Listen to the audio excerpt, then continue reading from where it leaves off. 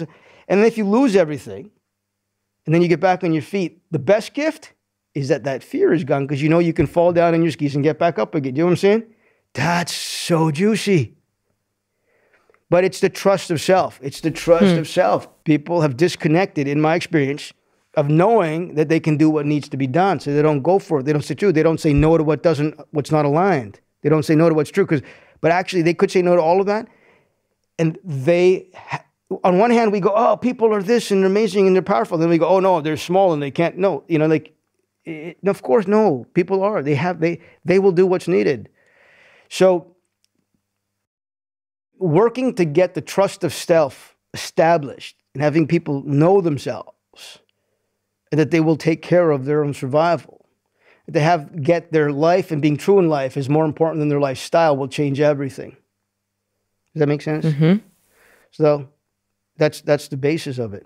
And that part you literally can do with anybody, whether they've done any kinds of this work or not, if you slow down and have them see it. Cool.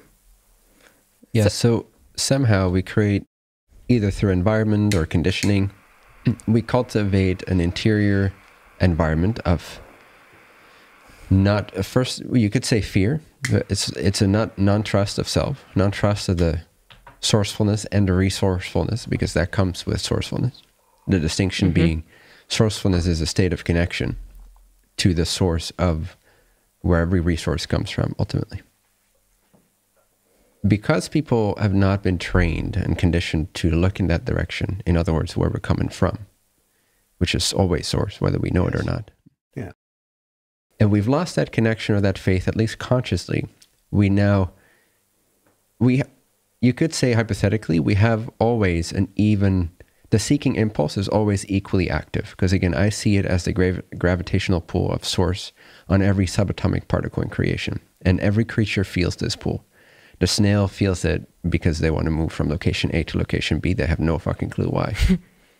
The monkey, feels it in a different way. The tree feels it as growth and blossoming. And the human being feels it as seeking for this, that, success, power, meditation, spiritual experiences, relationships, whatever it is. So we all have this fundamental seeking impulse. You can find it in everything. I can even see it in a rock. It's not as obvious, but it's there. So literally every subatomic particle has this gravitational pull from the creator, by the creator, you could say source, from source to itself. So nothing can ever leave source, obviously. And it's always drawn back in. It's somehow through this long evolutionary process of rock and whatever. And now we're at the human being stage, and we can self-reflect and think for ourselves. But that's also our hindrance, because now we are filled with so much terminology, so much language, so many concepts, that we've lost touch with just instinctual present moment living. And because of that disconnect to our source, and therefore our resourcefulness as well, we start to invest that same amount of seeking energy, that same amount of that gravitational pull. We're starting to invest that now in externalities. Again, relationships, success, external security, system, social security, whatever it is. If we do that long enough, we obscure this nothingness, in a sense, this emptiness, where we can again contact this source and the resourcefulness that is inherent in it. So what happens, and that's why courage is required, because we don't know that anymore, right? So we gotta, through some kind of modality or knowledge that it is indeed a possibility, ideally someone that helps us coach and really see it, because we can't see it for ourselves. That's where trainers and teachers come in handy. We are pointed to that again. But once we tap into that, we feel it no matter who we are, because it's always there. So what happens is when we shift our focus from where am I going to where am I coming from, like Anurag said, all the false wants and desires, they very quickly get cut out at the root. Because why do we want this or this or that? It's because we don't trust ourselves. We don't trust the space without these things. Once we realize where we're coming from, and we can contact that source, and therefore its resourcefulness, which often happens through great loss, like Anurag was saying, where we lose everything, and then all we have left is me. And then we realize from that me how vast our resourcefulness is, and how empty or available the canvas is to be recreated at any given moment. And once you have an experiential taste, like you said, it's juicy. So once you have an experiential taste of that, you will never forget it. You might obscure it again, but the access to it will be greater than it ever was before.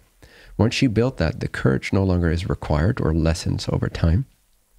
You continue to look for where you're coming from and tune into that. And when you do, another beautiful thing that happens with that is, if you shift your focus from where you're going to as your priority to where you're coming from as your priority, is there's never an obstacle in between you and your goal. Because if I'm over here and I want to get over there, there's a distance between here and there. And in this distance, all kinds of obstacles and negative experiences can form. But if I'm over here and I'm looking for where I'm coming from, that's over here. In between here and here, there cannot be a wall.